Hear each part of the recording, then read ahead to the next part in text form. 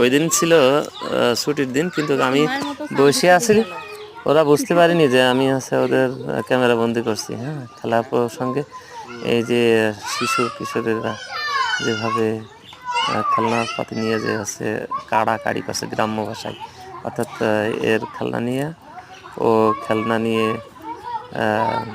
এর কাছ থেকে ও ছিনিয়ে এনেছে, ওর কাছ থেকে ছিনিয়ে এনেছে।